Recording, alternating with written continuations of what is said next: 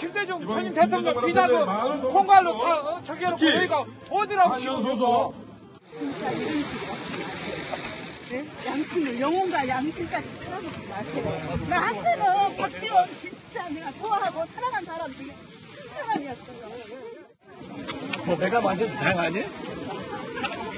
글쎄 나는 그 내용을 못 들었고 굉장히 염려했었지만 다행히 저한테 던진 것이 좋았다 이렇게 생각합니다.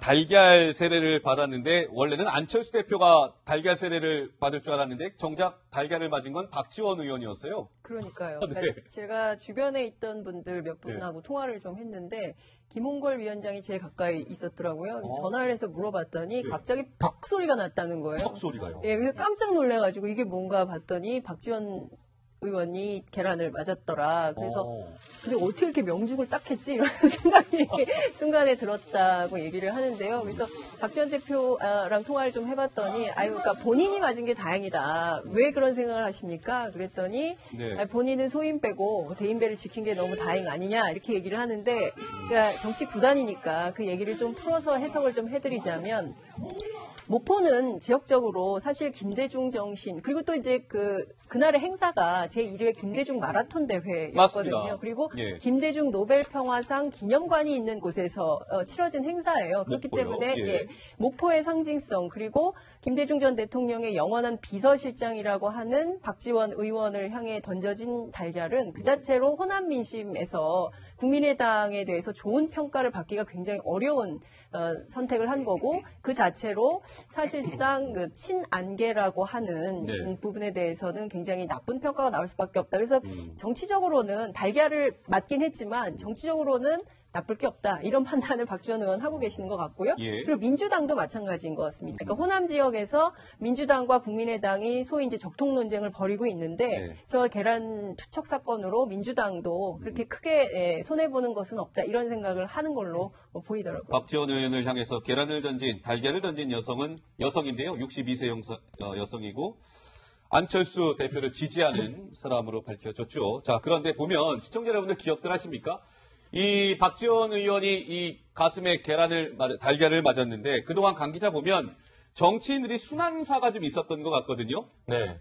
강 기자가 좀 준비해봤죠. 시대별로 좀 다른데요. 제가 한번 정리해봤거든요. 네. 한번 설명드리겠습니다. 일목요연하게 잘 정리했습니까?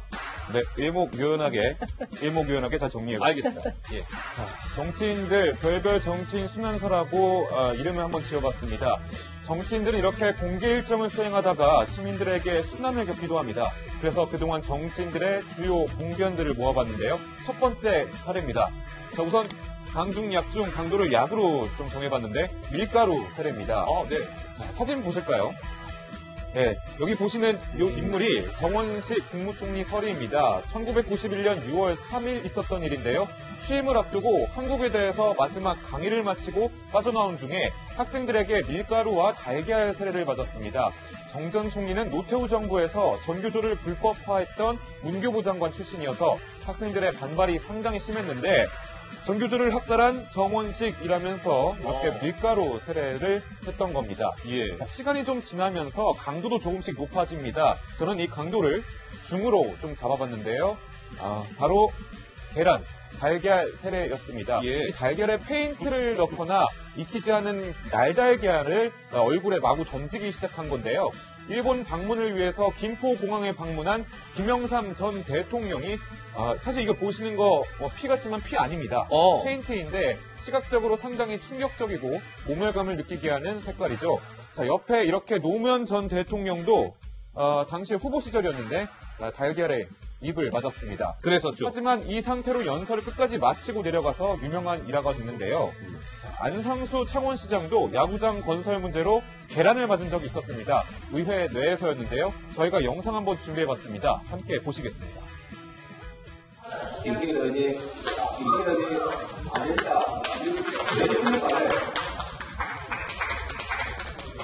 전치 2주간의 의사 진단도 나왔습니다. 계란이 눈에 맞았다면 실명했을 정도의 강한 폭력이었음을 알 수 있습니다. 네, 계란 하나가 몸에 제대로 맞았는데요. 기분도 상하겠지만 참 아팠을 것 같습니다. 시간이 또 흘러서 2011년 이제 정치인의 피습 강도가 극에 달했습니다. 다짜고짜 폭행을 휘두른 건데요. 사진 한 장 보여드리겠습니다. 공식 석상에 앉은 박원순 서울시장인데요. 이 옆에 60대 여성이 손을 휘두르고 있습니다. 폭행 직전 사진 기자가 찍어낸 사진인데요. 이 여성은 지난해에는 민주당 당사로 진입해서 당직자를 폭행했다는 보도도 나왔습니다. 네, 이렇게 시대를 건너갈수록 강도는 좀 더 강해지고 폭행의 강도도 좀 거세지고 있는데 수단도 다양화되고 있습니다. 아무리 싫더라도 정치인도 인격체입니다. 합리적인 비판을 넘어선 물리적인 폭행은 지양해야 할 것으로 보입니다. 네, 강 기자 고생했습니다. 그러니까 뭐 이제 국민의당 같은 경우는 이 바른정당과의 이제 통합 문제 때문인데 글쎄요, 사실상 국민의당은 분당 사태에 이르렀다라는 전망까지 나오고 있습니다. 자, 그런데 이제 김정은 같은 경우에 지난주 금요일이었습니다. 8일이었죠, 그러니까. 지난주 금요일 날 어디 갔나 봤더니 백두산 저 꼭대기 천지에 올랐는데 그 혹시 사진이 준비가 되어 있으면 한번 볼까요? 자, 지난 8일, 지난주 금요일 날 김정은은 뭐 엄청나게 추운 엄동설 백두산 천지에 올랐고요. 저 볼 좀 보세요. 얼마나 추우면 볼이 그냥 꽁꽁 얼었습니다. 노 기자, 네. 백두산 천지에서 뭐 올랐는데 뭐 사진도 많이 공개가 되고 그랬었죠? 우선 네, 지금 보기만 해도 상당히 추워 보여요. 얼굴도 뭐 볼이 빨개질 정도로 추워 보이는데 전날 날씨가 영하 31도 정도가 됐다고 합니다. 어이구야. 백두산 정상이 그 정도고요. 백두산 미령이라고 해서 김정일의 출생지로 많이 알려져 있는데 저기도 해발 1580m 정도 되기 때문에 최저 기온이 영하 26도 정도 됐다고 해요. 지금 네. 우리 바깥의 기온이 영하 7도니까 그거보다도 한 3-4배가 높은 거잖아요. 그러니까 어우, 상상만 해도 예, 뭐 영하 31도는 상당한 어마어마하네요. 추위다라고 볼 수 있겠는데 예. 김정은이 저렇게 이제 장갑이랑 모자를 꽁꽁 싸맸는데도 얼굴이 상당히 빨개진 거 보면 얼마나 좀 추운 날씨였나 이게 얼굴로도 드러나는 것 같습니다. 그러니까 백두산 천지에 오를 때 김정은은 뭔가 이제 결단의 순간을 앞두고 올랐다. 이런 해석들이 주말 사이에 많이 나왔었죠, 시청자 여러분. 그런데 저희가 오늘 이 부분에 좀 주목해봤어요. 뭐 130kg까지 나간다는 김정은이 저 천지 고도가 해발 2,600m입니다. 2.6km 되는 건데 어떻게 올랐을까? 걸어서 올라갔을까? 굉장히 궁금했습니다. 그래서 좀 취재를 해봤는데요. 전문가들은 이렇게 얘기하더군요. 함께 한번 들어보시겠습니다. 네, 김정은이 몸이 육중해서 걸어 올라갈 수는 없고 그렇다고 백두산 지역은 그야말로 칼바람이 불기 때문에 헬기가 올라갈 수가 없습니다. 따라서 김정은이 천지 가까이까지 승용차를 타고 갈 수 있도록 도로를 닦았고 거기에 이제 렌지로버라는 사른 구동형 찝차를 타고 올라가는 것으로 알려지고 있습니다.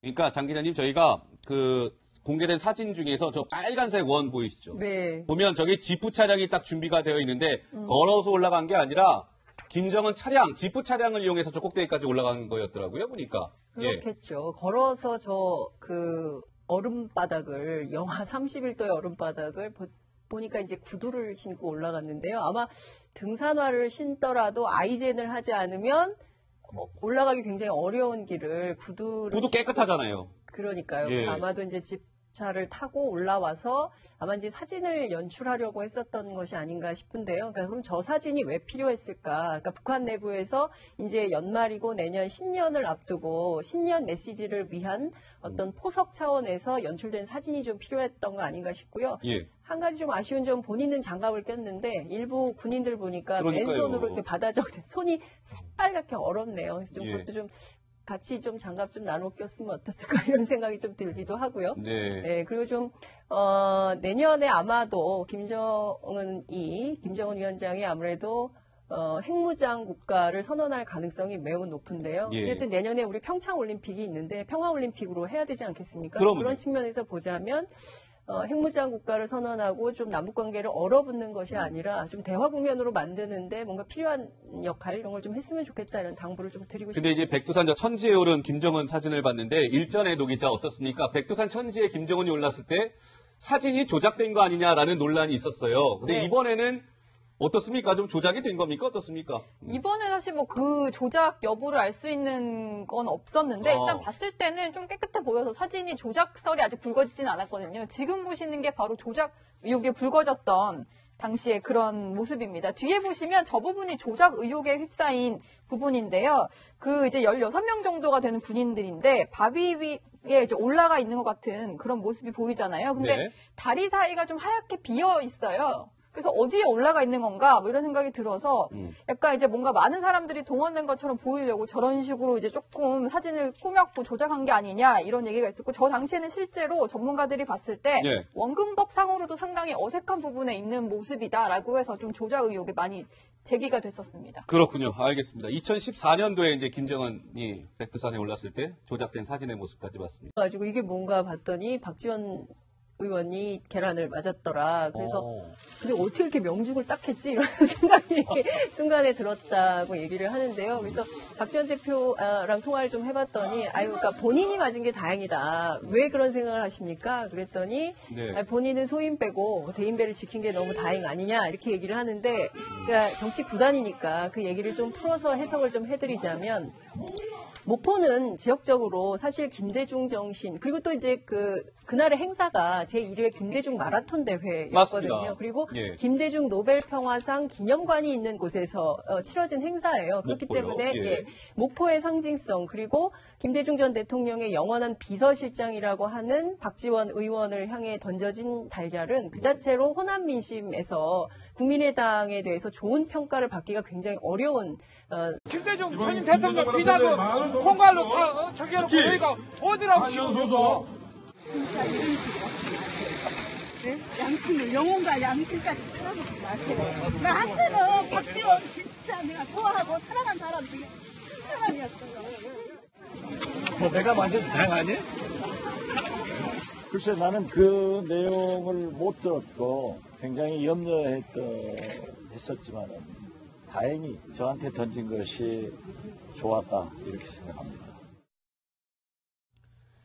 달걀 세례를 받았는데 원래는 안철수 대표가 달걀 세례를 받을 줄 알았는데 정작 달걀을 맞은 건 박지원 의원이었어요. 그러니까요. 네. 그러니까 제가 주변에 있던 분들 몇 분하고 통화를 좀 했는데 김홍걸 위원장이 제일 가까이 있었더라고요. 전화를 해서 물어봤더니 갑자기 퍽 소리가 났다는 거예요. 턱 소리가요. 예, 그래서 깜짝 놀래요. 일목요연하게 잘 정리했습니까?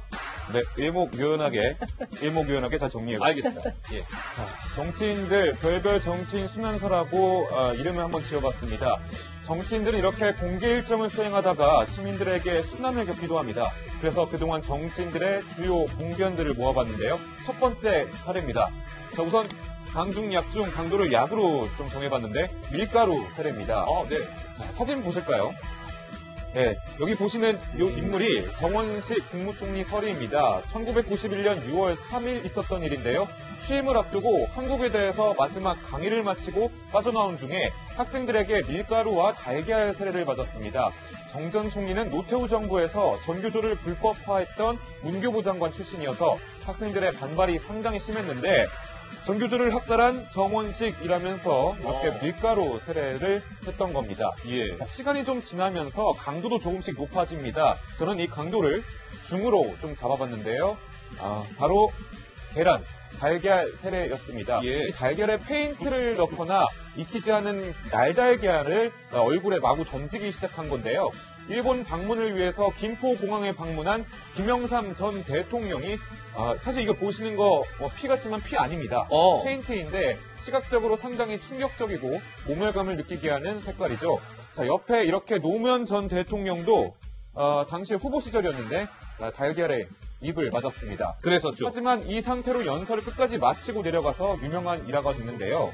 자, 안상수 창원시장도 야구장 건설 문제로 계란을 맞은 적이 있었습니다. 의회 내에서였는데요. 저희가 영상 한번 준비해봤습니다. 함께 보시겠습니다. 선택을 한 거고 그 자체로 사실상 그 친안계라고 하는 부분에 대해서는 굉장히 나쁜 평가가 나올 수밖에 없다. 그래서 정치적으로는 달걀을 맞긴 했지만 정치적으로는 나쁠 게 없다. 이런 판단을 박지원 의원 하고 계시는 것 같고요. 예. 그리고 민주당도 마찬가지인 것 같습니다. 그러니까 호남 지역에서 민주당과 국민의당이 소위 이제 적통 논쟁을 벌이고 있는데 저 계란 투척 사건으로 민주당도 그렇게 크게 손해보는 것은 없다. 이런 생각을 하는 걸로 보이더라고요. 박지원 의원을 향해서 달걀을 던진 여성은 여성인데요. 62세 여성이고 안철수 대표를 지지하는 사람으로 밝혀졌죠. 자, 그런데 보면 시청자 여러분들 기억들 하십니까? 이 박지원 의원이 이 가슴에 달걀을 맞았는데 그동안 강 기자 보면 정치인들이 순환사가 좀 있었던 것 같거든요. 네. 강 기자가 좀 준비해봤죠. 시대별로 좀 다른데요. 제가 한번 정리해봤거든요. 네. 한번 설명드릴게요.